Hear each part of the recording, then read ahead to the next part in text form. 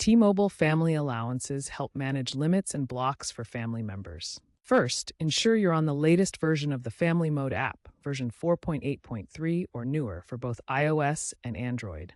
App updates often contain bug fixes that resolve enforcement issues. Clear the app's cache to resolve common app-related bugs, as this can often resolve syncing problems. Restarting the device of the family member can help. Confirm that the service is active on T-Mobile's end. For Android users, double-check that all necessary permissions are enabled for Family Mode in the device settings. If problems persist, particularly after a T-Mobile outage, manually refresh the allowances via the My Account app or website to ensure the limits are correctly applied.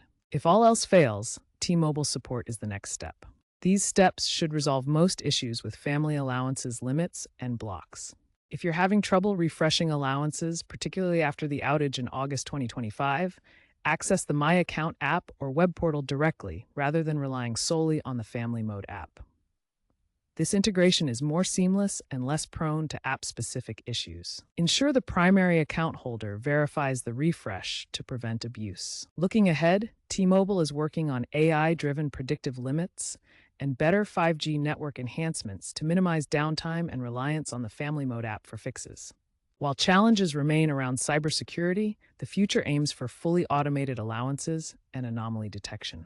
If issues continue, contacting T-Mobile support is essential for personalized assistance, especially after updates or outages.